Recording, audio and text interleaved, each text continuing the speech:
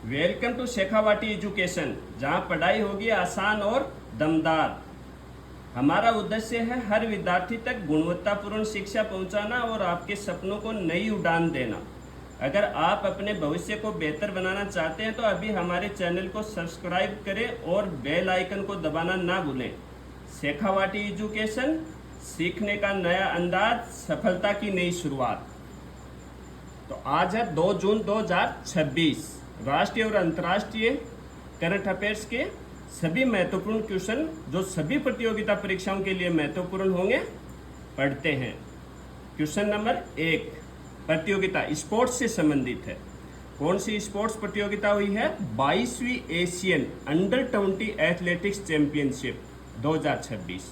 कौन सी प्रतियोगिता है? 22वीं एशियन अंडर 20 एथलेटिक्स चैंपियनशिप 2026। आयोजन कहाँ आयोजन हुआ है? हांगकांग में। आयोजन की अवधि क्या, कब से कब तक? 28 से 31 मई 2026। भारत का स्थान मतलब 22वीं एशियन अंडर 20 एथलेटिक्स चैंपियनशिप 2026 में अंक तालिका में भारत का कौन सा स्थान रहा है? दूसरा। कितने पदक जीते हैं भारत ने? 19 पदक टोटल। उसमें से गोल्ड मेडल 10, रजत 5, कांस्य 4, टोटल मेडल 19। तालिका में नंबर दूसरा भारत का। भारत का इसमें सबसे प्रमुख खिलाड़ी कौन रहा है? तो पूजा सिंह रही है। ये किस खेल से संबंधित थी? वुमेन्स हाई जंप से, मतलब हाई जंप की खिलाड़ी थी ये। और इसका प्रदर्शन कैसा रहा है? पूजा सिंह ने 1.93 मीटर हाई जंप लगाया और एक नया रिकॉर्ड बनाया। इससे पहले ये कितना था? पुराना रिकॉर्ड 2012 का 1.92 मीटर और था किसका है? सहाना कुमारी का। तो पूजा सिंह ने 22वीं एशियन अंडर 20 एथलेटिक्स चैंपियनशिप 2026 में सहाना कुमारी जो 2022 में रिकॉर्ड बनाया था उसको तोड़ दिया है। और पदक तालिका में पहले स्थान पर कौन रहा है? तो चीन देश रहा है। चीन पहले स्थान पर, भारत दूसरे स्थान पर। भारत ने टोटल मेडल जीते हैं 19। पूजा सिंह ने नया रिकॉर्ड बनाया हाई जंप में, 1.93 मीटर का हाई जंप लगाया। अब इस पर क्वेश्चन देखो। 22वीं एशियन अंडर 20 मतलब 20 या 20 साल से कम उम्र के बच्चों का खेल था। 22वीं थी 22वीं एशियन अंडर 20 एथलेटिक्स चैंपियनशिप के निम्न कथनों पर विचार करें। आयोजन हांगकांग में हुआ 28 से 31 मई 2026। भारत ने पदक तालिका में दूसरा स्थान प्राप्त किया, प्रथम स्थान चीन का है। भारत ने 19 पदक जीते, गोल्ड 10, रजत 5, कांस्य 4, ये भी सही है। पूजा सिंह ने 1.93 मीटर हाई जंप में गोल्ड मेडल जीता। अपने नाम किया सहाना कुमारी का 1.92 मीटर का पुराना रिकॉर्ड तोड़ा। तो इसके सभी कथन क्या है? सत्य है। अगला देखो, अगला भी स्पोर्ट्स से संबंधित ही है। सिंगापुर ओपन 2026 बैडमिंटन का है। किस भारतीय जोड़ी ने खिताब जीता है इसमें? सिंगापुर ओपन 2026 में सात्विक और चिराग की जोड़ी ने। किस इवेंट में जीता है? मेंस डबल में। और टूर्नामेंट का लेवल क्या था? BWF world tour super 750। Super 750 अंक में इस जोड़ी ने पहली बार खेला था, पहली बार उतरी थी ये इसमें, नहीं तो इससे कम अंक में खेलते थे। और फाइनल में इन्होंने किसको हराया? फैजर एल्फेन और मोहम्मद सोहिबुल फिक्री को हराया था। किस देश के थे? इंडोनेशिया के। आजकल ऐसे क्वेश्चन भी पूछ लेते हैं कि सिंगापुर ओपन 2026 में सात्विक और चिराग की जोड़ी ने किनको हराया? तो किनको हराया है? फैजर एल्फिन और मोहम्मद सोहिबुल फिक्री। किस देश के हैं? इंडोनेशिया को। और सेमीफाइनल में हरा के ये फाइनल में पहुंचे थे। तो सेमीफाइनल में किसको हराया था? किम वोन हु और सी श्योंग जाई। ये विश्व की नंबर 1 जोड़ी थी और किस देश की थी? साउथ कोरिया की। तो इसको सेमीफाइनल में हराया था, इंडोनेशिया वाली को फाइनल में हराया था। और फाइनल कितने पॉइंटों से जीते हैं ये? फाइनल स्कोर क्या था? 18-21, 21-17, 21-16। अब इस पर क्वेश्चन देखो। सिंगापुर ओपन 2026 में भारतीय जोड़ी सात्विक चिराग ने किसको हराकर फाइनल बैडमिंटन में युगल खिताब जीता? तो किसको हराया है? फैजर एल्फेन एंड मोहम्मद सोहिबुल फिक्री, जो कहाँ के थे? इंडोनेशिया के। 18-21, 21-17, 21-16 से हराया।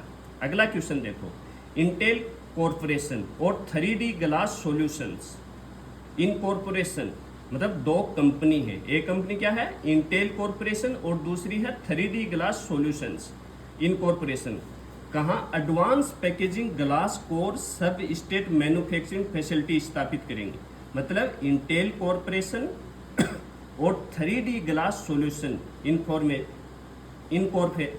इनकॉर्पोरेशन दोनों मिलकर एडवांस पैकेजिंग ग्लास कोर सब स्टेट मैन्युफैक्चरिंग फैसिलिटी स्थापित करेंगी। कहाँ पर कर रही है, भुवनेश्वर उड़ीसा में।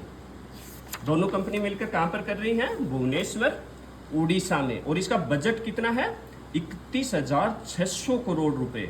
और इसका उद्देश्य क्या है, सेमीकंडक्टर मैन्युफैक्चरिंग हब बनाना। मतलब सेमीकंडक्टर मैन्युफैक्चरिंग की शुरुआत करेंगे।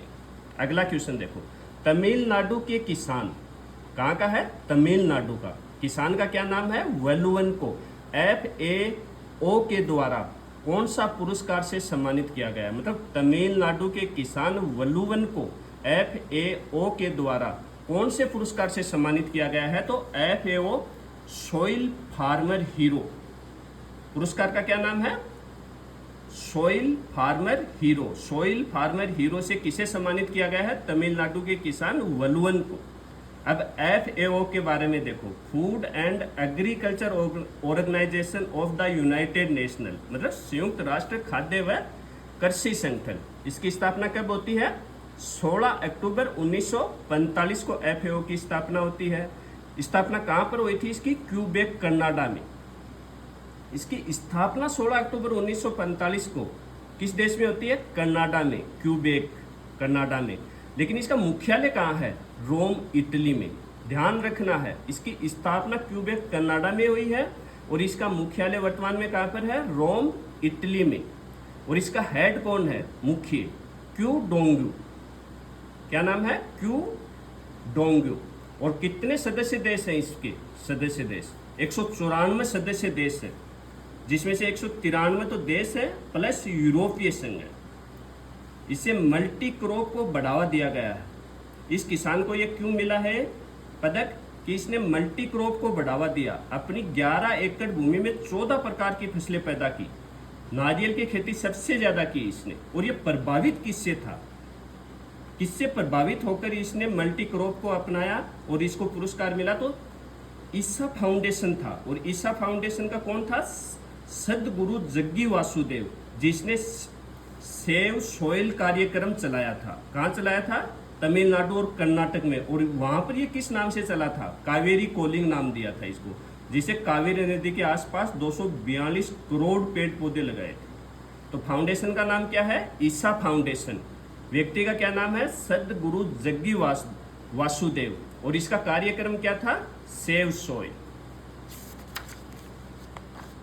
अगला क्वेश्चन देखो, देश का पहला शहरी स्थानीय निकाय द्वारा विकसित सेज कहाँ प्रारंभ होगा। मतलब देश का पहला है और शहरी स्थानीय निकाय द्वारा विकसित सेज कहाँ प्रारंभ होगा, पड्डुचेरी। और इसके नगर पालिका क्या नाम है, ओल गारेट। सेज क्या होता है, स्पेशल इकोनॉमिक जोन, जो 2005 के एक्ट के द्वारा बना था और सबसे पहला कांडला बंदरगाह पर था। 725 करोड़ रुपए इसमें निवेश किए जाएंगे। और सेज का उद्देश्य होता है व्यापार सुगमता, मतलब आसानी से व्यापार किया जा सके। अगला क्वेश्चन, हाल में केंद्र सरकार ने किस एजेंसी को कैडर रीस्ट्रक्चरिंग को मंजूरी दी है, तो ईडी को, केंद्रीय प्रवर्तन निदेशालय। इसका वापस दोबारा गठन किया जा रहा है नए सिरे से। ये किस मंत्रालय में आती है, वित्त मंत्रालय में। केंद्रीय प्रवर्तन निदेशालय मतलब ईडी किस मंत्रालय में आती है, वित्त मंत्रालय में। और विभाग कौन सा होता है इसका, डिपार्टमेंट ऑफ रेवेन्यू। इसकी स्थापना कब की गई थी अपने देश में, 1956 में। ईडी की स्थापना कब होती है, 1956 में। और इसका मुख्यालय कहाँ है, नई दिल्ली में। अब पहले इसमें कितने थे, 2029 लोग थे। अब इनकी पोस्ट कितनी कर दी, 3256, मतलब 60% की वृद्धि बढ़ा दी। ईडी किन कानूनों के तहत काम करती है, तो इसमें 3 कानून होते हैं, PMLA 2002, फेमा 1999, FEOA 2018। और इसका विषय क्या होता है ईडी का? Money laundering, economic offences, governance. अब इसको डिटेल से देखो। पीएमएलए क्या होता है? 2002। यह कानून मनी लॉन्ड्रिंग रोकने के लिए, जैसे अपराध से कोई पैसा कमाता है और फिर उसको लीगल मनी दिखाने की कोशिश करता है, मतलब काले धन को सफेद धन करने की कोशिश, तो ये किस एक्ट में आता है? ऐसे आदमी को किस एक्ट के थ्रू पकड़ा जाता है? मनी लॉन्ड्रिंग, पीएमएलए 2002 के द्वारा। अब फेमा 1999, ये क्या होता है? Foreign exchange management act. यह कानून फॉरेन एक्सचेंज ट्रांजैक्शन से संबंध है।